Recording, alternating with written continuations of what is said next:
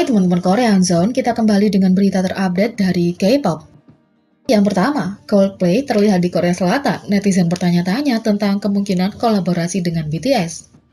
Ada laporan bahwa Coldplay telah mendarat di Korea Selatan. Sejak kabar tersebut tersebar, banyak netizen dan penggemar bertanya-tanya, apakah band ini datang ke Korea untuk kemungkinan kolaborasi dengan artis Korea?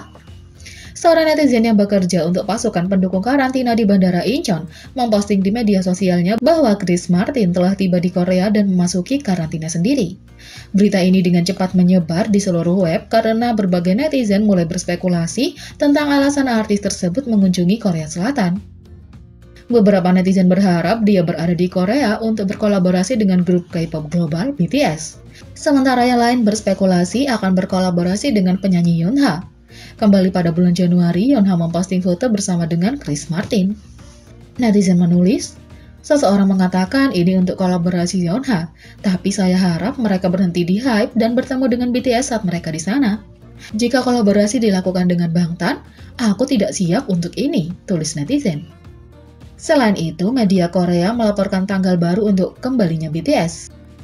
Sedang dalam pengerjaan sebelumnya, BTS dikabarkan akan comeback pada minggu terakhir Mei 2021. Menurut laporan berita Newsone, BTS akan meluncurkan single digital baru pada 21 Mei 2021. Dengan kesuksesan besar yang dilihat Dynamite dan Life Goes On, semua mata tertuju pada BTS untuk comeback baru. Menurut laporan, BTS saat ini sedang dalam tahap terakhir persiapan untuk single digital baru. Hingga Big Hit Entertainment menanggapi laporan comeback BTS ini. Big Hit Music menjawab, kami akan mengungkapkan rencana artis kami setelah mereka selesai. Label tersebut memberikan pernyataan yang sama ketika laporan comeback BTS menjadi berita utama awal pekan ini. Nantikan kabar terbaru tentang BTS.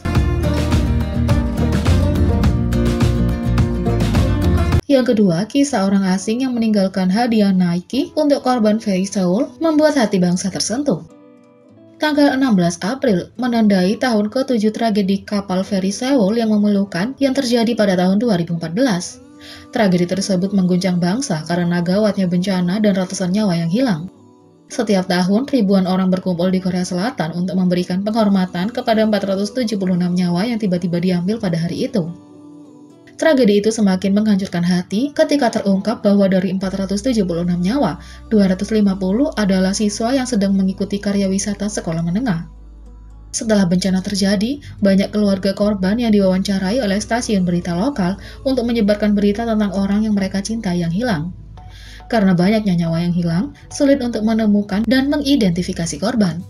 Keluarga para korban akan membagikan cerita mereka di televisi nasional dengan harapan mereka dapat menemukan orang yang mereka cintai yang telah meninggal. Dari sekian banyak cerita, seorang ibu sebelumnya menjadi berita utama untuk kisahnya yang memilukan.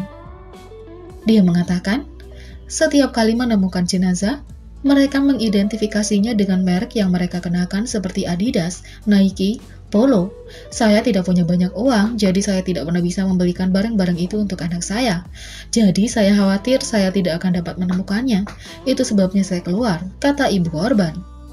Setelah cerita ini dibagikan, foto tas Nike yang ditinggalkan di tugu penyeberangan Seoul mulai beredar secara online, menarik perhatian massa. Terungkap bahwa orang asing telah mendengar tentang kisah memilukan ibu itu dan memutuskan untuk memberi penghormatan dengan hadiah kecil. Dengan tas Nike, orang asing itu meninggalkan catatan singkat yang menjelaskan keputusan mereka meninggalkan hadiah. Saya merasa akan menyesal jika saya tidak meninggalkan ini di sini. Hati saya hancur ketika ibu menyatakan bahwa dia tidak bisa membelikanmu pakaian bagus dan khawatir dia tidak akan bisa bertemu denganmu lagi. Saya belum tahu apakah Anda bisa bertemu dengan ibumu, tapi pegang tangannya dan katakan padanya, semua akan baik-baik saja, jadi jangan menangis lagi. Juga mohon maafkan orang-orang, tulis orang asing yang meninggalkan hadiah Nike. Kisah ini mendapatkan daya tarik yang cepat karena kontennya yang memilukan. Netizen mulai mencurahkan kesedihan mereka untuk dua keluarga yang menemukan sedikit persahabatan selama tragedi tersebut. Kami tidak percaya bahwa 7 tahun telah berlalu sejak tragedi ini terjadi. Semoga para korban beristirahat dengan tenang. Yang ketiga, Jennie Blackpink dituduh melanggar pedoman jarak sosial. Kecurigaan muncul bahwa Jennie melanggar larangan pertemuan pribadi lebih dari 5 orang, tetapi itu dipastikan tidak benar. Pada 15 April, anggota Blackpink membagikan beberapa foto kunjungan ke Arboretum di Provinsi Gyeonggi di Instagram, dan beberapa foto menampilkan beberapa orang yang memegang es krim. Jumlah total es krim berjumlah 7, yang menimbulkan spekulasi dia telah melanggar pedoman jarak sosial. Namun kemudian, Arboretum yang dikunjungi Jennie Blackpink menutup tuduhan dia melanggar tindakan jaga jarak sosial. Arboretum turun ke halaman blog resmi mereka untuk mengklarifikasi bahwa Jennie hanya di sana untuk urusan bisnis. Jennie Blackpink berkunjung untuk bekerja. Dia pasti sudah mengambil fotonya setelah menyelesaikan pekerjaan, tulis Arboretum Budaya Byokchoji. Menurut tindakan jarak sosial di Korea, Jennie tidak melakukan pelanggaran apapun jika dia berada di sana untuk tujuan kerja.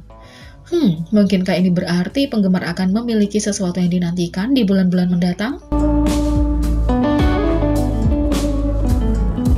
Yang keempat, inilah alasan Blackpink menjadi nomor 1, tak ada tandingannya di antara girl group menurut direktur agensi K-pop. Tidak diragukan lagi bahwa Blackpink adalah salah satu kisah sukses terbesar K-pop, dan bahkan sutradara dari agensi K-pop lainnya pun dapat mengakuinya. Menurut dua direktur agensi ini, adalah alasan nomor 1 mengapa Blackpink harus dianggap tiada tara di antara girl group K-pop. Saat ini, Yoon Sunmi dan Yoon Ho Jun adalah direktur bisnis di First One Entertainment, agensi yang didirikan tahun 2019 di belakang solois seperti Kisum dan grup First One yang berbasis di Filipina. Sebelum itu, bagaimanapun mereka bekerja di JYP Entertainment selama beberapa tahun, mengambil alih artis seperti Wonder Girls, 2PM, dan Miss A. Dalam video pembela komentar baru dari AU di YouTube, Yoon Sunmi dan Yoon Ho Jun berbagi pendapat ahli tentang apa yang membedakan Blackpink. Ketika salah satu penonton AU mengatakan bahwa salah satu kontroversi Blackpink adalah apakah mereka salah satu dari 3 grup wanita teratas Korea Selatan atau tidak, Yoon Ho Jun dengan cepat meluruskannya. Mereka adalah grup wanita 3 teratas di Korea 100%, tegasnya. Grup yang sukses seperti ini hanya akan keluar sekali dalam 1 dekade, bukan? Kata penampil AU. Tentu saja, kesuksesan Blackpink di seluruh dunia menjadikan grup ini salah satu yang terbesar di Korea Selatan dan juga di seluruh dunia saat ini. Hingga saat ini, mereka telah mengumpulkan banyak rekor penjualan di Korea, beberapa single top 50 Billboard Hot 100, dan penghargaan nasional dan internasional. Namun, Yoon Sunmi mengatakan ada satu bagian dari kesuksesan Blackpink yang membedakan mereka. Fandom telah berkembang di sekitar grup pria di Korea, jelas Yoon Sunmi. Dan fandom grup pria memainkan peran besar dalam menyebarkan K-pop di luar negeri. Bahkan sebelum grup top saat ini seperti BTS menjadi bintang internasional, mayoritas artis K-pop terkenal di luar Korea Selatan selalu menjadi grup pria, dan Blackpink mengatasi ini, kata Yoon Sunmi. Saya pikir Blackpink luar biasa, kata Yoon Sunmi. Sutradara wanita tersebut kemudian menjelaskan bahwa Blackpink memiliki kekuatan jangkauan yang luas di luar negeri di pasar yang sebelumnya sangat didominasi pria, dan itulah yang membuatnya hampir tak tertandingi di antara grup wanita. Pendapat Yoon Ho Jun juga berada di bawah sentimen yang sama, mencatat bagaimana kesuksesan Blackpink di seluruh dunia juga membantu menyebarkan budaya Korea secara keseluruhan. Dari sudut pandang bahwa mereka dapat menyebarkan budaya kita ke luar negeri seperti ini dengan pengakuan dan fandom global mereka pasti berada di 3 besar, kata Yoon Ho Jun. Jadi, bagaimana menurut kalian tentang ini? Beri komentar di bawah.